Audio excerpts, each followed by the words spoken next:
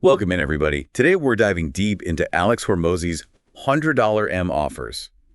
We're going to break down how to craft offers so good people would be crazy to say no. It's really interesting how Hormozi built his multi-million-dollar empire. He went from almost bankrupt to wildly successful, and it all comes down to mastering this one skill. This isn't just another sales book, though, right? Right, it gets into the psychology of what people actually value and how to structure your offer so it's a total no-brainer for your ideal customer. Okay, so to unpack all this, we've got excerpts from Hormozi's ebook, plus this YouTube video where he drops 13 years of business wisdom like rapid fire. Yeah, it's a gold mine. The ebook lays out his core frameworks, and the video shows how those have played out in real life, both for him and the people he's worked with. Okay, so boom. Hormozi jumps right in with this concept of the Grand Slam offer. And honestly, who doesn't love a good slam dunk? It's catchy, right? Totally. But the idea is powerful. Instead of getting stuck competing on price, you create an offer so unique and valuable that it stands on its own. Okay, so how do we actually do that? It starts with niching down, becoming the expert in a very specific area. The more specialized you are, the less you have to worry about those price wars because your ideal customer sees you as the go-to solution. It makes sense. So you're telling me I can charge more if I narrow my focus. You got it. And Hormozi uses this really intense story to drive this point home. Picture this. December 2016, days before Christmas, and he finds out his business partner cleaned out their bank account. Oh, that's rough. Talk about bad timing. The worst. But here's where the Grand Slam offer comes in. Even facing bankruptcy, Hormozi doubled down on what he knew best, creating an irresistible offer for gym launches. So even while staring down bankruptcy, he stuck to his guns. He did. He was racking up credit card debt just to stay afloat, but he went all in on this offer. And get this, he ended up making over $100,000 in profit that first month. Wow, that's incredible. It just goes to show, even when things look bleak, the right offer can turn everything around. Absolutely. This story perfectly illustrates what Travis Jones said. Make people an offer so good they would feel stupid saying no. That's the essence of a Grand Slam offer. It's about making the value so clear and compelling that it's a no-brainer. It's like, take my money. Right. Speaking of quotes, there's another one that really stuck with me. Charge as high a price as you can say out loud without cracking a smile. Dan Kennedy, that's a good one. Right. It really highlights this need to shift our mindset and truly value what we bring to the table. So true, because even family might not understand your pricing until they see the results you deliver.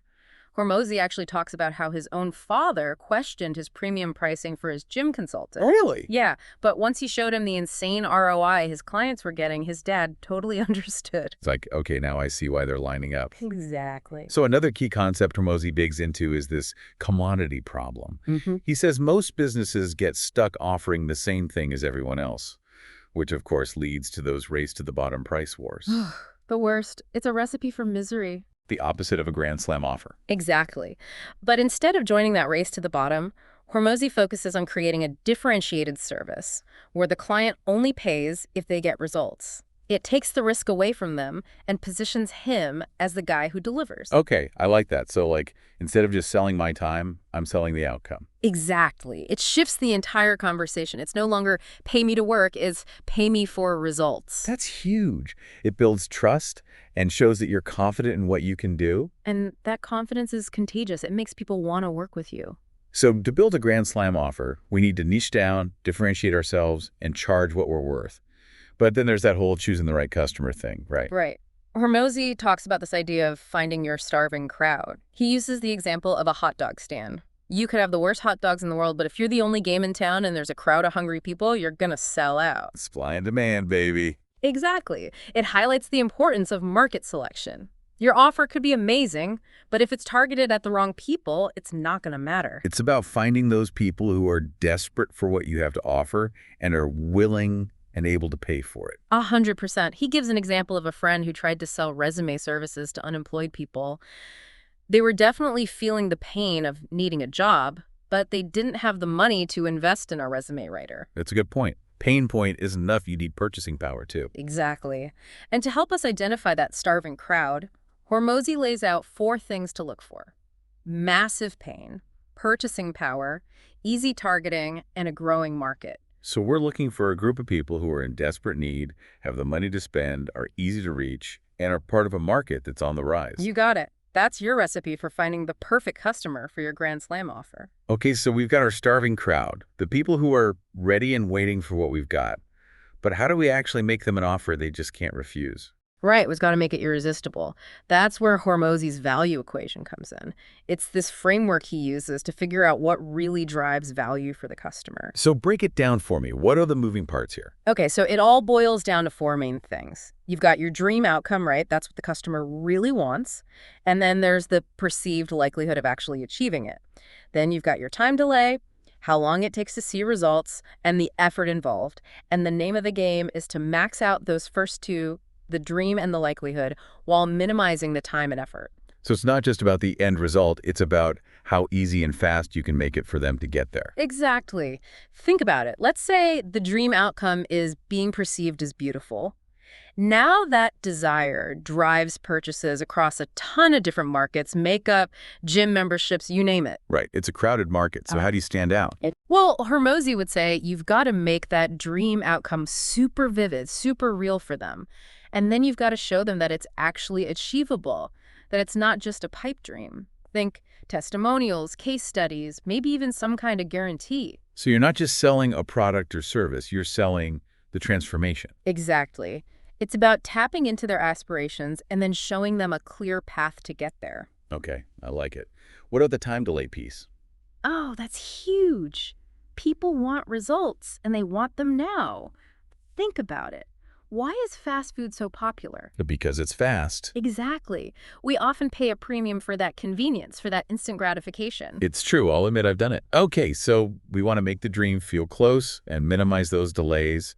And then there's the effort part. Right, because nobody wants to feel like they're signing up for a second job. If you can make it effortless, people will happily pay a premium for it. Like those done-for-you services. Exactly. People would much rather pay someone else to handle the tasks they find tedious or time-consuming.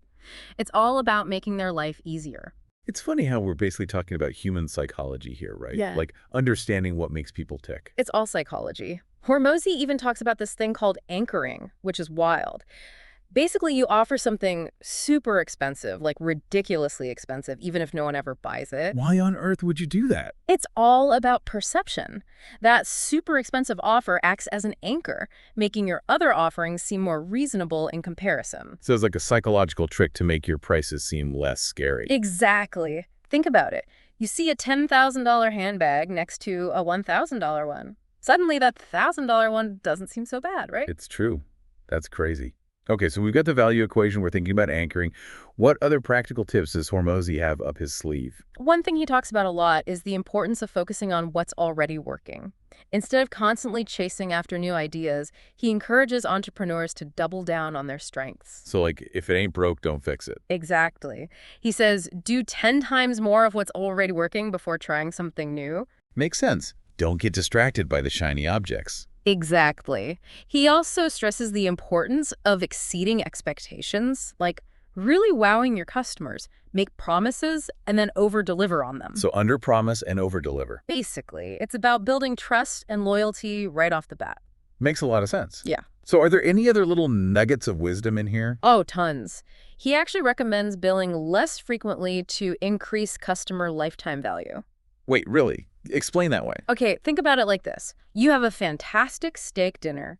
You're probably not craving another steak right away, are you? Definitely not. Right, you need a little time, but give it a month and you'll be ready for another one. It's the same principle with your offerings. So if you're constantly hitting them up for money, it's like you're shoving steak after steak in front of them, and nobody wants that. Exactly. But if you give them some space, let them fully digest the value you've provided, they'll be more likely to come back for more. Plus, it gives you more cash flow up front, which you can then reinvest back into your business. Okay, that's a really interesting way to look at it. I never thought of it that way. So we've covered a lot of ground here with the ebook, all those frameworks and strategies. But we also had that YouTube video where Hormozi just drops truth bombs left and right. What were some of the big takeaways for you from that? One thing that really stood out to me was his take on organic content, which is something a lot of entrepreneurs I know struggle with. And his advice is actually pretty simple. He says to treat every piece of content like it's a first date. Okay, so make a good first impression. Don't be weird. Exactly. You've got to grab their attention, keep them engaged, and leave them wanting more. And no garlic bread. Exactly. He emphasizes focusing on education-based content and delivering value right away. Cherry pick your best insights, don't waste their time, and always leave them wanting more. It's like he's applying the value equation to content creation. It is. He's all about maximizing ROI, even for something like educational content. He compares it to learning math. Wouldn't you rather learn a shortcut than slog through thousands of practice problems to get to the answer? A shortcut. Sign me up. Right. And instead of just giving generic how-to advice, he encourages creators to share their own experiences and case studies. People want the real deal. They want to know that you've been there, done that. Exactly. They want to hear about your struggles, your failures, your triumphs. It makes you more relatable, more human. Makes sense. What else? Oh, he also suggests analyzing the processes of other successful people and then breaking them down into actionable steps. So reverse engineering success. Exactly. Figure out what they're doing right and then adapt those strategies for your own business. I like it. It's like a cheat code for entrepreneurship. Totally. And he had this really interesting point about confronting problems head on. Instead of constantly chasing new opportunities or trying to avoid uncomfortable situations, he says to focus on solving the problems you have in your business right now. Deal with the now, not the what ifs. Exactly. Sometimes the biggest growth opportunities are hidden in the challenges we're facing. It's like we're getting two versions of Hormozi in one, right? We've got strategy, and then we've got those in the trenches tactics. Totally. And I think that's super valuable because you need both to be successful. It's not enough to just have the knowledge. You've got to know how to use it. And that's where those practical tips from the video are pure gold. So what else from the video really stood out? He had this interesting point about avoiding branded content, especially when you're just starting out. Instead of trying to build a brand, he says, focus on just delivering so much value that people can't help but pay attention. So let your work speak for itself. Exactly. He uses the analogy of his former roommate who was convinced that the best marketing strategy was just to create a product so good that people couldn't help but tell their friends about it. Word-of-mouth marketing, classic. Yep. Let the quality speak for itself. And it goes back to that idea of over-delivering. Right. Give people more than they expect. Exactly. And don't be afraid to be bold with your content. Share your best insights, even if you're worried about giving away too much. Don't hold back. Exactly. Hormozi practices what he preaches too. Like, he shares how he increased profit by $3 million in one of his companies just by improving their onboarding process. $3 million just from onboarding. That's what he says. Wow. That's insane. Right. But it just goes to show how even small changes can make a huge impact. It's all about the details. 100%. Okay, so we've covered a ton of ground here. If we had to boil it all down, what are the absolute most important things to remember when you're crafting an offer you want people to jump on? Okay, so first things first, you've got to find your starving crowd. You need that niche market that's hungry for what you're offering. Right, because if they don't need it, they're not going to buy it. Exactly. Then you got to craft that grand slam offer, right? An offer they can't refuse. Exactly. Remember the value equation. Make it irresistible. Make it achievable. Don't make it take forever. And make it as painless as possible. You got it. And don't forget about pricing. Charge what you're worth. Don't be afraid to go big. Exactly. And throughout it all, make sure you're delivering that exceptional value. Whether it's through your product, your service, or even your content, make sure you're blowing people away. Wow. It's a lot to think about. It is, but it's exciting stuff. It is. And it can completely transform your business. Well, this has been awesome. Thanks for breaking it all down. Of course. Glad we could do this. To everyone listening, if you want more from Alex Hormozi, definitely check him out on social media. The guy's a machine. And until next time, go craft those irresistible offers.